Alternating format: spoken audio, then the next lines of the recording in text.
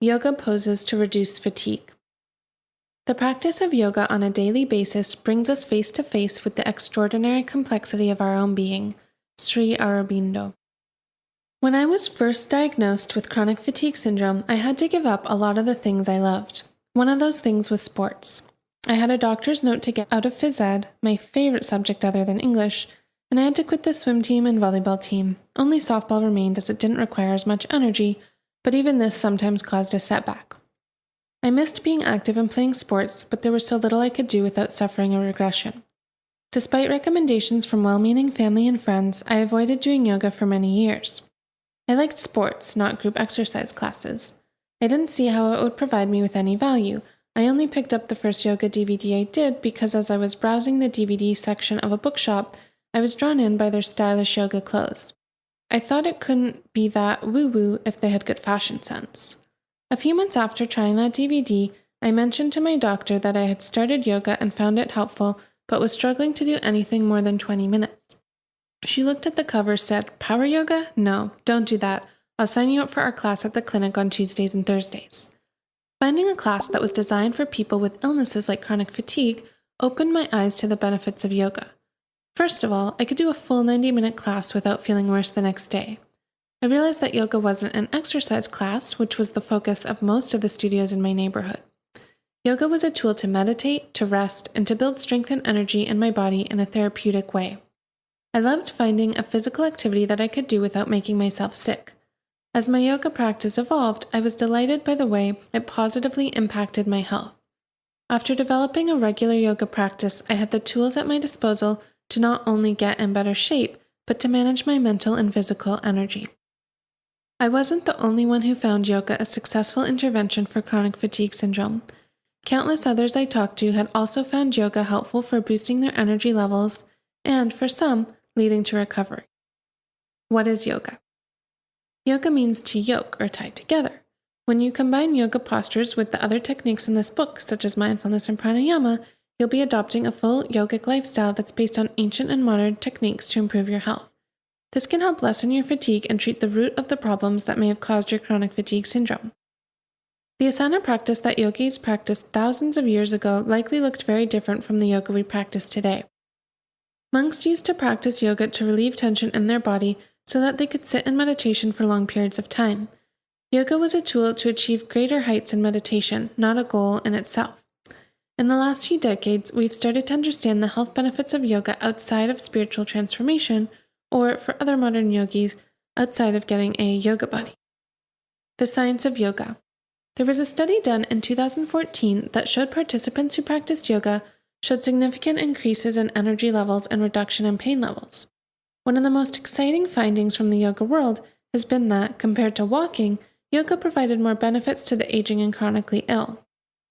Yoga is more effective than walking in improving cardiac function, and people who practiced yoga rather than walking showed more significant improvements in mood and anxiety. We know that any form of exercise boosts your mood, but yoga seems to be more effective than most types of exercise in increasing well-being. Since the science of yoga is new, we don't know why exactly yoga is more effective than other forms of exercise. However, long-term practitioners of yoga agree that linking the movement with breath and practicing the postures mindfully are likely culprits for why yoga is so effective. Another reason why yoga may be so effective is that in yoga, we move our body in many different directions in different ways. Traditional exercises like walking, running, swimming, or sports often include repetitive movements that don't explore the body's full range of motion and leave many muscle and tissue groups unused. We need to explore a variety of movements in our exercise practices to bring the greatest benefits. I've designed the routines in this book based off of poses that have worked for me and my students, as well as what the leading yoga researchers have found most useful for reducing fatigue. I'm including a routine for morning and evening, which could also be used as higher energy and lower energy routines respectively. Please note, before starting to practice these sequences, it's important to check with your doctor about any limitations or restrictions you may have. Remember, we want to use all the health resources available to us to improve our health, and your doctor will help to make sure you do no harm when practicing yoga. Morning sequence. This sequence can be done in the morning to help wake your body up for the day. It can also be practiced in the early afternoon if you are feeling up to a more active practice at this time. This series isn't recommended to do in the evening or at night as it can disrupt your sleep. Child's pose. Begin on the ground with your knees and feet together. Sit back on your heels and walk your hands forward so that your forehead rests on the mat. If your forehead doesn't reach the mat, use a pillow, block, or cushion to rest your head on. Then walk your hands back beside your hips with the palms facing up. If this is uncomfortable in your hips, you can also place a pillow or cushion underneath your hips. Stay in this pose for 3 to 5 minutes, focusing on breathing deeply. Child's pose flows. On your next inhale, stand up on your knees and raise your hands up towards the ceiling. As you exhale, return to child's pose. Repeat this flow 5 to 7 times, moving as slowly as you need to and letting your breath guide the movement. Kneeling breathing exercise. After your last flow, come to sit upright on your knees. Here, you can practice any of the breathing exercises in Chapter 4, or you can try a 2-part inhale. Inhale for 4 counts. Hold your breath for 4 counts. Inhale for another 4 counts. Hold for 4 counts, and then slowly exhale. Practice this breathing exercise or the breathing exercise of your choosing for 2 to 3 minutes. Mountain pose. Make your way to a standing position and stand at the top of your mat. With your feet hip-width, ground the 4 corners of your feet into the mat. Activate your lower core muscles and roll your shoulder blades back and down the spine. Extend the head and neck as if there were a string that went between the top of your head and the ceiling. Take 5 deep breaths in this pose, feeling the strength of your body standing tall. Arm lifts. Maintain your strong standing pose. On your next inhale, lift your hands overhead. As you exhale, bring the hands back down to your side, building energy in your body. Repeat 5 to 7 times. Modified forward bend. Inhale to bring your arms up, and then as you exhale, bend your knees and begin to fold forward until you feel a stretch in your hamstrings. You may want to keep your hands on your hips in a halfway bend, or bring your hands down onto your shins or behind your ankles. Hold this pose for 5 to 7 breaths. Warrior 1. Returning to a standing position, step back with your right foot, placing it on a 45-degree angle. Square your hips to the front of the mat, possibly inching your left foot outward to create more space for movement. Next, bend the front left knee and extend the arms up, coming into Warrior 1 position. Hold this for 5 breaths on each side. Triangle pose. Straighten your left leg and turn the right foot out so it's parallel with the back of the mat. Inhale to bring your arms up to shoulder height and ground through both your feet. On the exhale, cartwheel your hands so that your left hand is resting on your left shin or ankle, and your right hand is extending up to the ceiling. Hold for 5 breaths on each side. Wide-legged forward fold.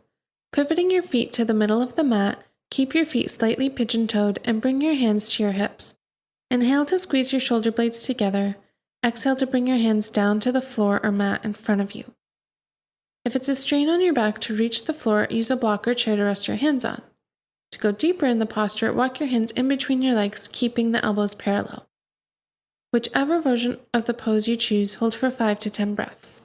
To come out of the posture, bring your hands back to your hips and return to standing.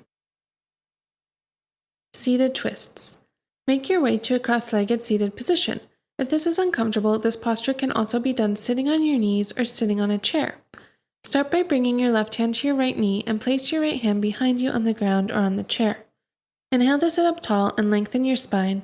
Exhale to look over your right shoulder and twist. Hold for 5 to 7 breaths on each side. Figure 4 pose. Lie down on your back, placing both feet on the mat. Bring your right knee into your chest and then put the right foot just below the left knee. If you feel a stretch in your right hip, stay here. If you want to go further, loop your hands around your left leg and pull the left leg into your chest to deepen the stretch. Hold for 7 breaths on each side. Shavasana, the final pose of our practice. Extend your legs in front of you, letting the feet fall to either side. Place your arms by your sides with the palms facing up. If you'd like, you can place a pillow under your knees. Focus on your breathing and the sensations in your body. Stay in this posture for 5 to 10 minutes, maybe doing a mindfulness meditation practice. Evening routine. This sequence is perfect to do in the evening or before bed. Postures should be held for 3 to 5 minutes to help the body relax and activate the parasympathetic nervous system. If you struggle to get out of bed in the morning, this sequence can also be beneficial to do in the mornings or anytime you're having a low energy day. If you're lying awake in bed and can't fall asleep, or if you wake up in the night, it can be helpful to do one of these postures until you feel like falling asleep.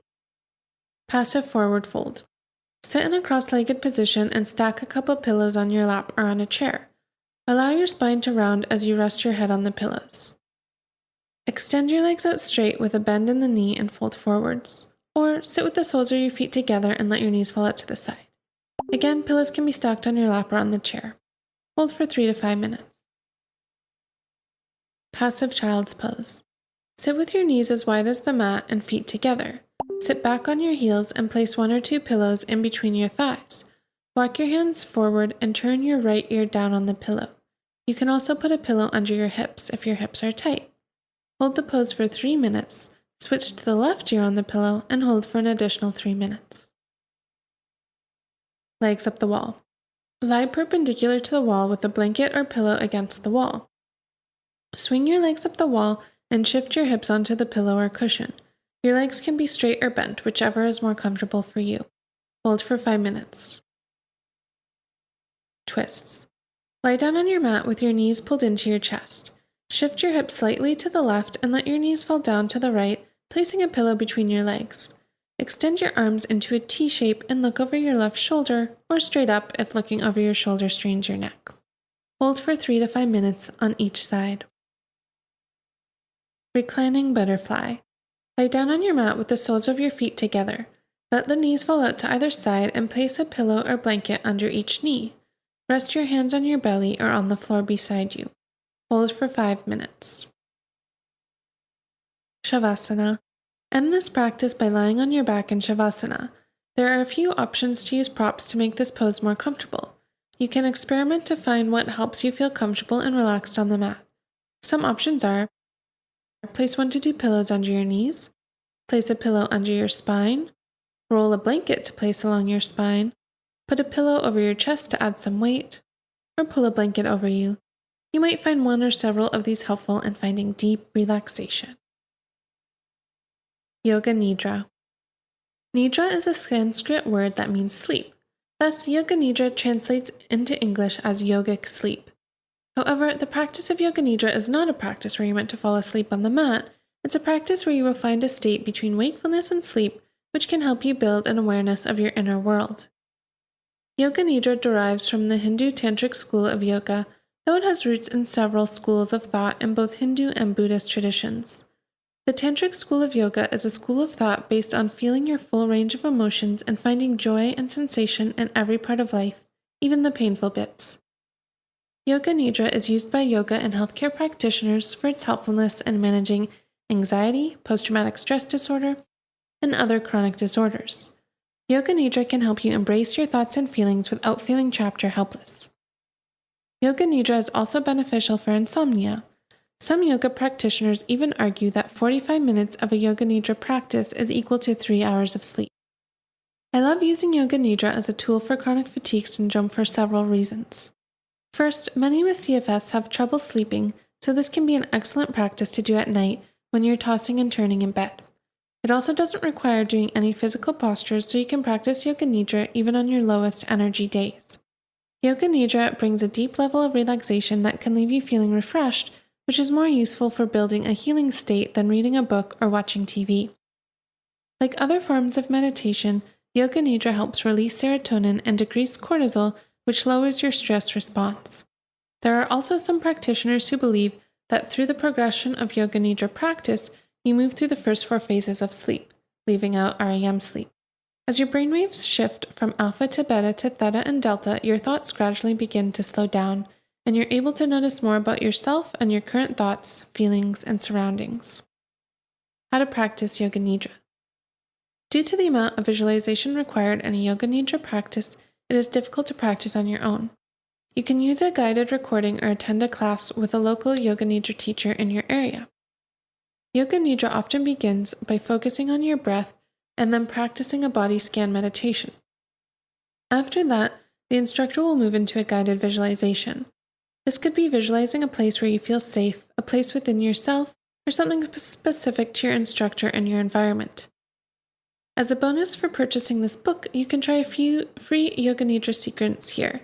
If you're reading the print version or listening to the audiobook, send a quick email to kayla@arogayoga.com to get the link to the recording.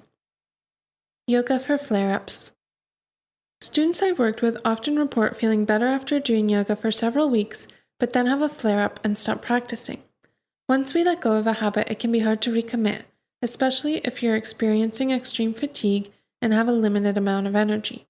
The first step in maintaining your practice during a flare-up is to have a flare-up plan. When you have a flare-up, doing basic things like showering or making food can be a struggle. It makes sense that yoga wouldn't be a priority during this time. However, making a plan now to commit to a non-physical practice during a flare-up can help you maintain your practice and have an easier time during your flare-up. In yoga, we aim to have a beginner's mind. When we first begin to learn something new, we're open to many possibilities. Because we don't have preconceived notions of what the right way to do a new thing is, we can often see many different paths. As Zen teacher Suzuki Roshi said, in the beginner's mind there are many possibilities, but in the expert's there are few. I encourage you to take a beginner's mind to your yoga practice during your flare-up plan. It doesn't matter what you could do yesterday or last month. All that matters is meeting yourself where you are today on the mat. Many people start yoga with a preconception that you have to be fit, flexible, and thin to practice yoga. If you've been practicing yoga for a while and aren't achieving those results, it can feel disheartening or like you're not good enough at yoga. The reality is there are many different kinds of yoga, yogis, and yoga practices. When we remember there is no right way to do yoga or no good way to do yoga, it makes planning for flare-ups easier. Yoga is much more than a physical practice. Committing to meditation, breathing exercises, a bed practice, or yoga nidra can help you find ways to maintain your practice during a flare-up. If you would like to include a physical practice in your flare-up plan, stick to a restorative practice like the evening sequence in this chapter. You can even pick just one posture from this book to do every day during a flare-up. Another option is to visualize a yoga practice. You can listen to a video on YouTube or Audible Yoga and imagine your body going into the postures without actually moving. One study found that people who visualized doing a physical practice got up to 70% of the muscular benefits they would get by actually doing the physical exercise. I once had a teacher who said, the intention to practice yoga is yoga. Remember that yogic goal setting is what we can control, not the outcome. You don't need to do a long physical practice. In fact, if you're having a bad day, you shouldn't aim to do that. You should set a goal to do what is nourishing for your body each day. Action steps. 1. Set a goal for your yoga practice. How many times a week do you think you can practice? What time of day is best for you? Would you like to practice a morning and evening routine every day, or perhaps alternate days for each routine if time is tight? Remember, the best yoga practice is the one you can do consistently. 2. Do it. Set aside the time in your daily calendar to commit to this yoga practice for at least 8 weeks. 3. Make a plan for flare-ups. What yoga, breathing, or meditation practices can you do when you're not up for an active yoga practice? 4. Do you want more variety in your yoga sequence? You can check out this 10-day bundle at arogayoga.com/online-courses for a variety of 10-minute sequences for different energy levels. Step 6. Building daily self-care rituals. Change is not something that we should fear. Rather, it is something that we should welcome. For without change, nothing in this world would ever grow or blossom, and no one in this world would ever move forward to become the person they're meant to be. B.K.S. Iyengar. People often ask me what the most important factor in my recovery was. I find this question impossible to answer because I made so many small changes that were important that I couldn't pick just one. I often speak of yoga and meditation, which had a profound impact on my health and my life. I'm writing books on it, after all. But it's not the whole story. I spent hours poring over nutrition blogs and changed my diet. I prioritized creating a healing environment for myself, and my understanding of illness and health changed. When reading recovery stories from others with chronic fatigue syndrome, lifestyle changes are a common theme.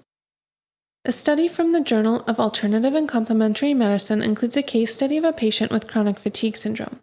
She adopted a yoga-based lifestyle intervention including yoga, meditation, diet, and stress. After 2 years, she reported a significant improvement to her health and quality of life.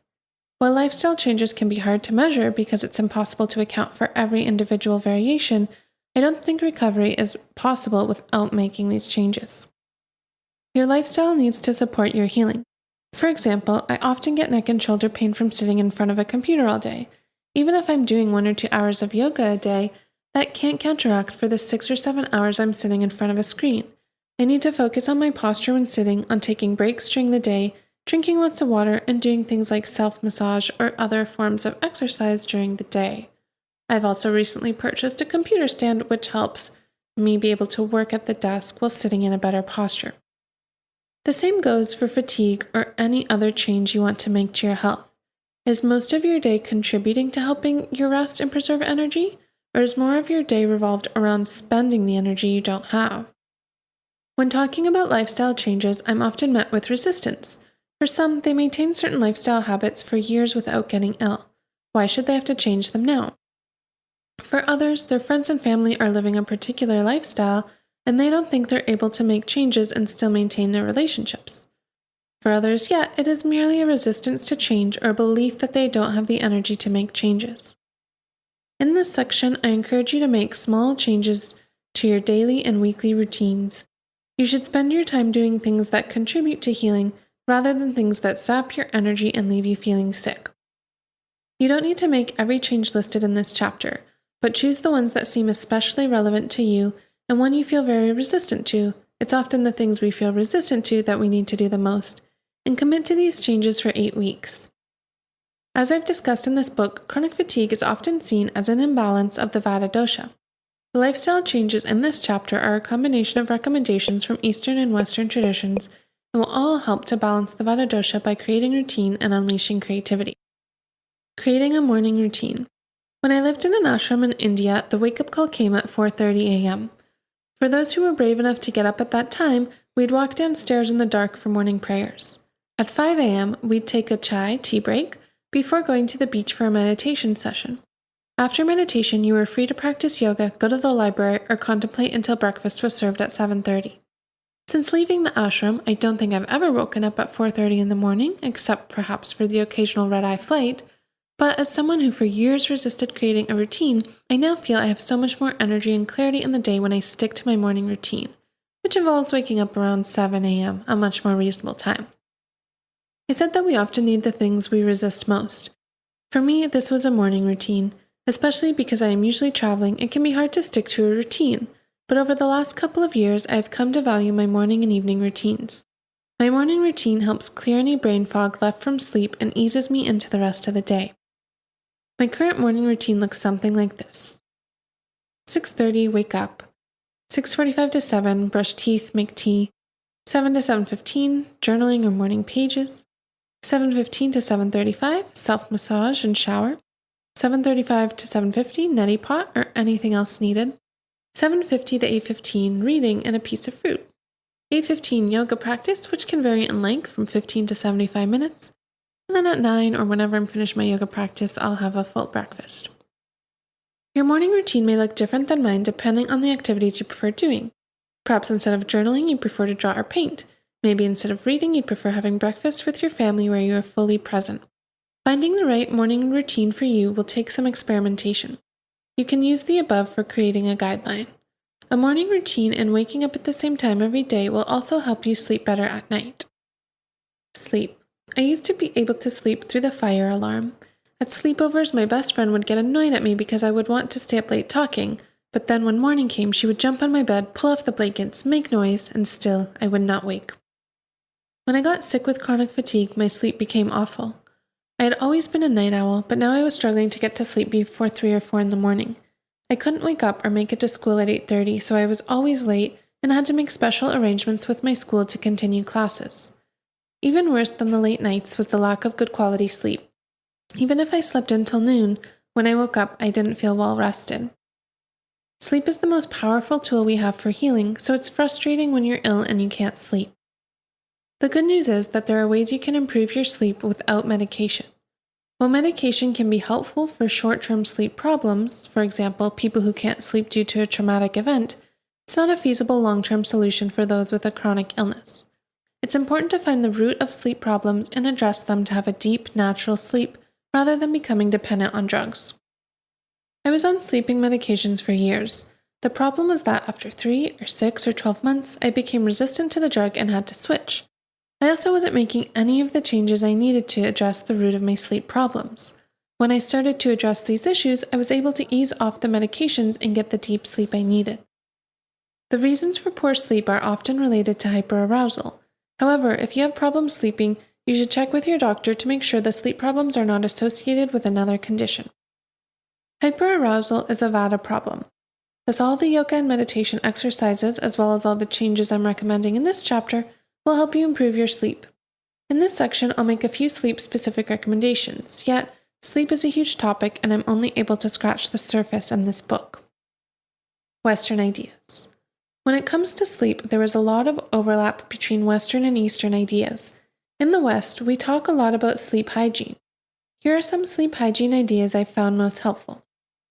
Stop working or doing any stressful tasks 2 hours before bedtime. Don't watch scary movies or read thriller or horror books 2 hours before bedtime. Ideally, no screens 2 hours before bedtime. I know this will be difficult or impossible for many people, myself included. Most smartphones have the option to switch on a night mode, which will warm the light on your screen so it doesn't resemble daylight. Make sure you have this scheduled to switch on 2 hours before your bedtime and last until morning just in case you wake up in the night and want to check the time. You can also download programs for your computer that puts it into night mode in case you need to check something on your computer or watch Netflix. Avoid caffeine at least 6 hours before bed. Take a warm shower or bath before bed. Create a cool, dark sleeping environment. Turn off all lights and clocks and use curtains that block out any light. As with all the recommendations in this book, you can select the suggestions that make the most sense for you. Yogic ideas. Use the massage oil of your choice and give yourself a scalp, shoulder, and neck massage before bed. Eat warm, cooked meals during the day, especially for dinner. This means avoiding foods like salads and smoothies in the evenings, and perhaps all day if you're really struggling with sleep. Do an evening yoga practice, ideally restorative yoga, yoga nidra, or a meditation. Go to bed within a couple hours of sunset and wake up before the sunrise. Create morning and evening routines and aim to wake up and go to sleep at the same time every day, with slight seasonal variation. Just like a morning routine can help you shake off brain fog and prepare for the day, an evening routine can help the body and mind relax as you prepare for a restful sleep. An example of my evening routine is 7:30 to 8:30, have a warm light meal. 8:30, work for the day is done, most devices turned off, no more exciting television or reading. 8:30 to 9:30, restorative yoga practice or meditation. 9:30 to 10, self-massage. 10 to 10:30, warm shower or bath. 10:30 to 11, prepare and enjoy herbal tea. Drink the tea slowly and mindfully and enjoy reading poetry, positive affirmations, or another book, avoiding anything stimulating, such as an action-packed book or a murder mystery. 11, prepare my room for bed. Lights out, devices off, pajamas on, and get into bed. The evening routine you create will be based off your lifestyle as well as your natural sleep cycles and the things that bring you joy. For example, my evening routine is about an hour more delayed than an Ayurvedic practitioner would recommend. There are times when I am in bed by 10, but I've always been a night owl. I found this routine to work for me, and I usually fall asleep before 11:30 as opposed to tossing and turning until 3 or 4 a.m. as I used to when I was sick. In winter, I'm usually in bed an hour earlier. If I'm teaching a regular yoga morning class, for example at 8 a.m., I'll aim to be in bed by 10 so I'm able to be awake by 6 and start my morning routine. The best routine is the one you can stick to, so I encourage you to experiment with what you find works for you. Take a couple weeks to try a few different evening routines and then commit to the one that makes you feel the most relaxed for 8 weeks. What to do if you can't sleep. Not being able to fall asleep or waking up in the middle of the night when you know you need to rest is tough. Unfortunately, willing yourself to go to sleep or being hard on yourself for not sleeping has the opposite effect of restful sleep. If you can't sleep, the first thing to do is accept that you are awake. Just as wishing your pain or fatigue would go away won't help your symptoms get better, lamenting the fact that you're not sleeping won't help you rest better. There are a few things you can do to increase your chances of falling asleep or giving your body the rest it needs even if you're not sleeping. Choosing a restorative yoga pose, such as legs up the wall, and practicing this in bed or the floor next to the bed for 10 to 15 minutes until you feel relaxed can sometimes be useful in helping you fall asleep. You can also practice a body scan meditation or listen to a guided Yoga Nidra recording. These meditations can help you fall asleep if that's what your body needs. Doing these meditations, even if you don't fall asleep, can provide you with many of the same benefits that sleep can. If you really can't fall asleep, it can be helpful to get out of bed and go into a different room to do something else for half an hour. For example, reading a book, writing in your journal, etc. Allowing yourself to embrace wakefulness for a little while, as well as leaving the bedroom when you know you can't fall asleep, can help improve your future sleep patterns. Improving your sleep requires some experimentation and detective work. I hope this section provides a good starting place for improving your sleep and making bedtime a less stressful time. Food. Food is another topic that I can only brush the surface of in this book. Many people find as they begin to develop their mindfulness practice, their eating habits naturally improve. As you start to pay more attention to what your body is saying, you'll get a better intuition for the foods that are nourishing for you. Everything that you put in your body, food, cosmetics, creams, etc., enter your bloodstream and can have a profound effect on your health and wellness. For me, food was an incredible tool for healing. Don't think of changing your eating habits as going on a diet. Think of this as a study in nutrition. In fact, I recommend working with a nutritionist or dietitian if possible. Eat food, not too much, mostly plants. Michael Pollan. One of my favorite pieces of eating advice is eat food, not too much, mostly plants, from Michael Pollan's In Defense of Food. Deciding what to eat should be a simple process. We all need to eat food every day to survive. Yet the modern food industry has made it hard to know what foods are good to eat. Many foods have a health check on them, even when the food is something as processed as Kraft Dinner. There are also many foods that mimic healthy foods, but when examining ingredient labels, have a lot of extra ingredients in them that are not so healthy. The simplest piece of advice I can give is to eat foods without an ingredients label. Fresh fruits and vegetables from the produce section and fresh meat and fish are often the best choices to make. You can also search for dried foods like beans or grains that only have one ingredient on the label, i.e. rice or chickpeas. If you're currently eating a diet high in processed or sugary foods, switching to a plant-based diet can have a positive impact on your health. Food sensitivities. Many people with CFS have food sensitivities to things like gluten, dairy, eggs, or caffeine. If you haven't made any changes to your diet since getting ill, I would recommend starting with an elimination diet.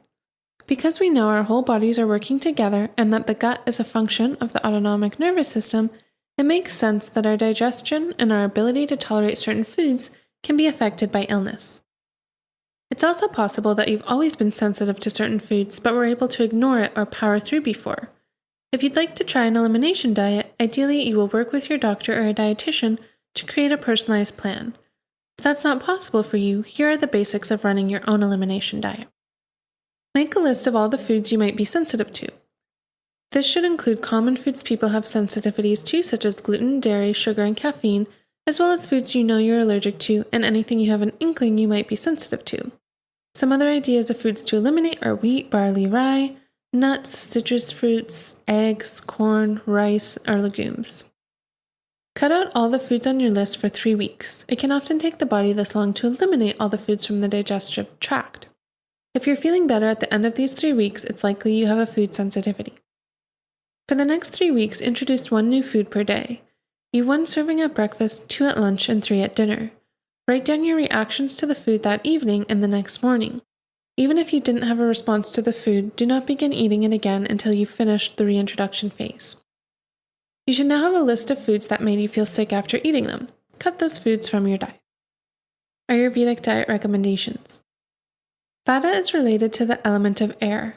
When Vata is in excess, this can lead to symptoms such as bloating, gassiness, diarrhea, and constipation. To combat these effects, consume warm and nourishing foods and stay away from raw foods like smoothies and salads. Stick to warm soups, curries, rice dishes, and cooked vegetables. Healthy fats and oils are recommended for decreasing Vata dosha, and even a sweetener such as honey can be used in a hot ginger tea. Other recommended foods for Vata include rice, wheat, bananas, avocados, mangoes, berries, figs, lentils, dairy, sweet potato, and all vegetables. In both Western and Eastern cultures, eating a diet that consists of fruits and vegetables has been shown to reduce the chance of all disease and increase energy levels. If you're going to make just one change to what you eat, I'd recommend increasing your fruit and vegetable servings to at least 7 per day. Massage. Working with a massage therapist can help many of the symptoms of CFS. It can also help balance the autonomic nervous system, which can contribute to your recovery.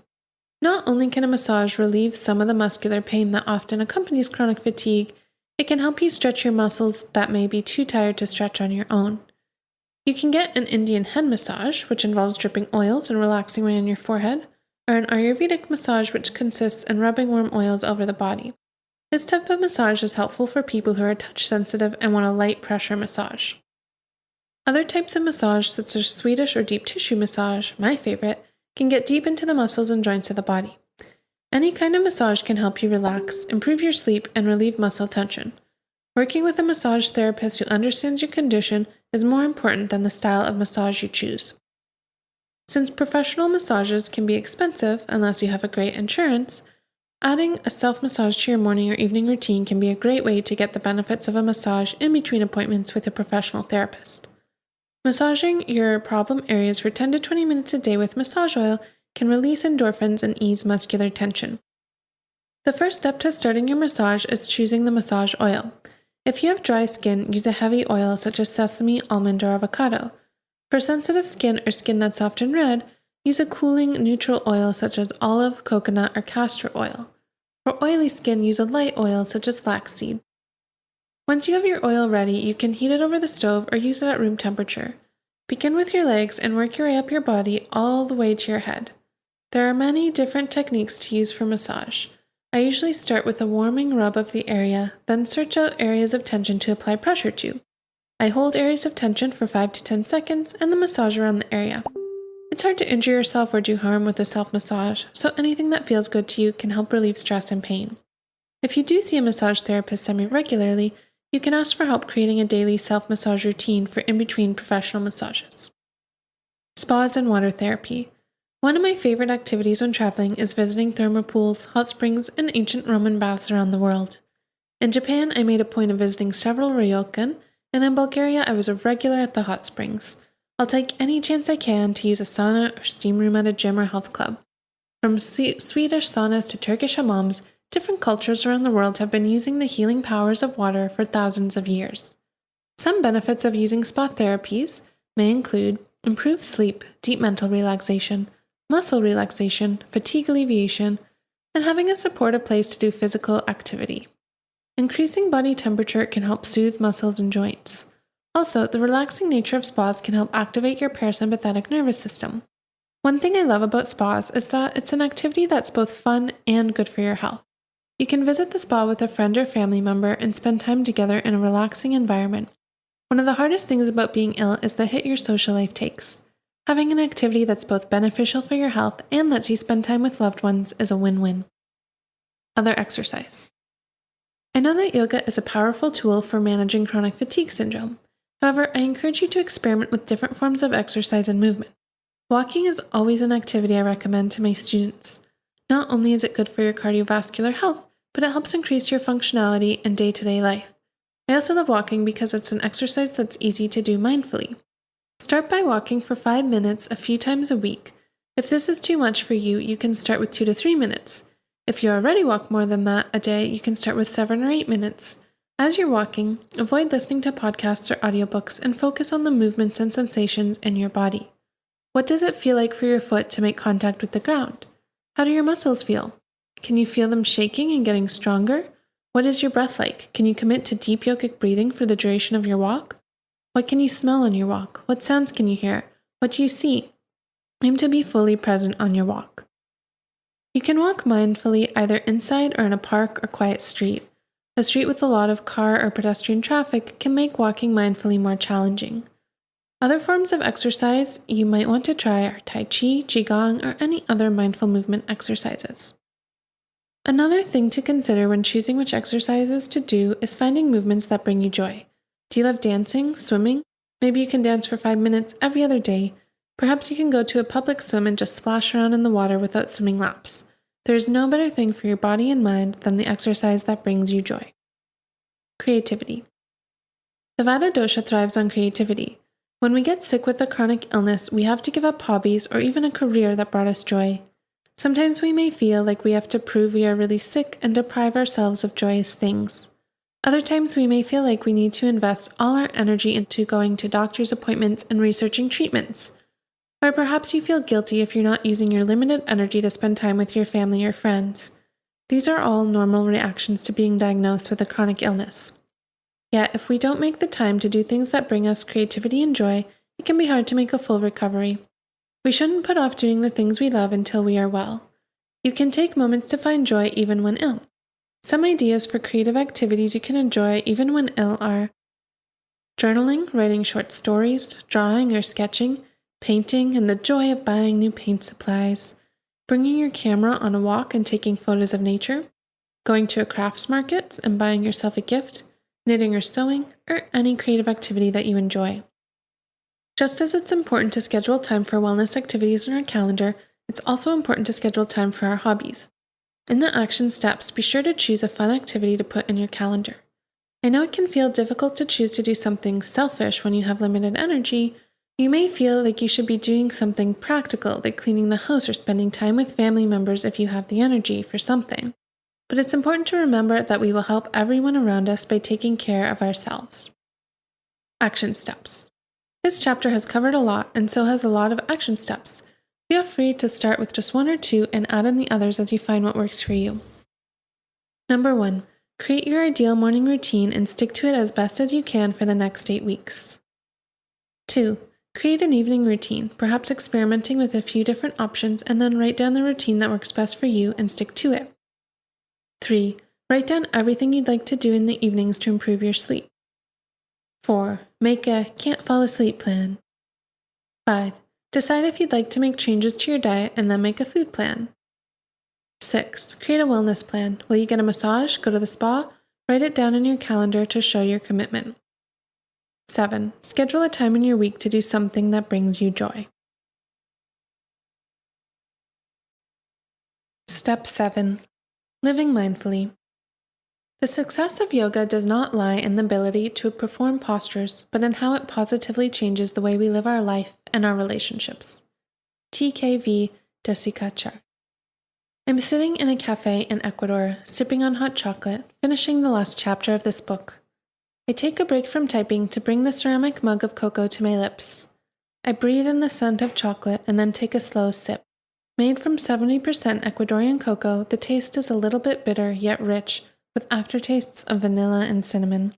I look around the cafe and take in the uneven wooden tables and chairs, the hardwood scratched floor, and the chocolate display table draped with old coffee bean bags. I take a moment to wonder why this rustic style is so calming to me. I think it reminds me of being in nature, and thus I'm experiencing some of the calming effects of being in a natural environment. I think about how my life has changed since I started practicing yoga and mindfulness. I'm not sure I would have enjoyed this moment before I began to bring mindfulness off the mat and into my life. Perhaps I would have chugged down the hot chocolate, wishing it were sweeter. Maybe I would have seen if they had a to-go cup so I could continue rambling around the city while I drank. There were fewer moments of stillness. We need these moments of stillness to be present in our lives. If you've used this book to develop a regular yoga and meditation practice, that's amazing. You're on your way to better health. Yet the real strength in developing these practices is taking the principles you've learned into your everyday life. By staying present in each moment, you'll learn to listen to your body and get better at reading the signs about what you need to feel well.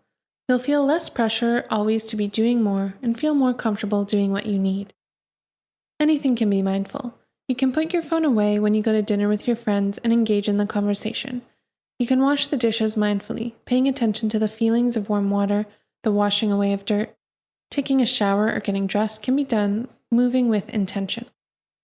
Once you start bringing mindfulness into your life, you may start to feel like your illness isn't something you have to fight against. Your illness may feel more like an overprotective parent who is only trying to help you do less harm, however misguided their methods may be. You may start to feel like your illness is welcome in your body for the present moment, and that it is something you can work with as you start moving towards your optimal health, rather than an infiltrator that needs to be banished. Making these mindset shifts was so helpful for me in my recovery. It helped me move away from the idea of needing to find a cure to rid my body of disease and move toward the idea of nourishing my illness and my body. It was this mindset shift that helped me do the things I needed for recovery. I started to treat myself like I would a loved one, rather than the overcritical, not very good friend I was being to myself before, and take the time to heal myself. Even if it meant missing nights out with friends, even if it meant going home early from family functions so I could go to sleep, even if it meant creating stricter boundaries with the people around me that I loved. But once I came to love and accept myself precisely for who I was at the moment, those decisions became easy. I gave myself permission to enjoy moments like these, sitting in a cafe, writing, sipping on hot chocolate. If you feel good after you practice yoga, living mindfully can help you maintain that for the rest of the day. When I used to live in London, I would often go to a yoga class at a studio and feel great. Then, by the time I got home again, I was stressed out because of the busy commute back from the studio. It wasn't until I learned to take these hectic commutes as an opportunity to practice mindfulness that I started feeling the full effects of my yoga practice. To conclude this book, I hope you'll set yourself a goal to do one mindful activity a day outside of yoga or meditation. Eat one meal mindfully with no TV on in the background or book open at your side. Take a shower mindfully, a short walk, put laundry in the machine. In time, you can expand to doing more activities mindfully and enjoy the benefits of a fully mindful life. Action steps. Write down 1 to 3 things you would like to do mindfully this week. 2. Journal or voice record your reflections from this section of the book and any part of the book that stood out to you. 3. Write down the things from this book you have found most useful and will now commit to doing for the next few months or longer. Final thoughts. Yoga does not remove us from the reality or responsibilities of everyday life, but rather places our feet firmly and resolutely in practical ground of experience. We don't transcend our lives, we return to the life we left behind in the hopes of something better. Donna Farhi. I'm often confronted with misconceptions about yoga, from you must be really flexible to you seem so calm, and to I just can't turn my mind off when I try to meditate. Perhaps due to mystic images of Hindu and Buddhist monks hiding away in mountaintop temples, spewing out short sentences packed with wisdom, many people think that practicing yoga means that you should be calm all the time and transcend mere mortal things like feelings, emotions, stress, or hardship. Yoga is not meant to be an escape from life.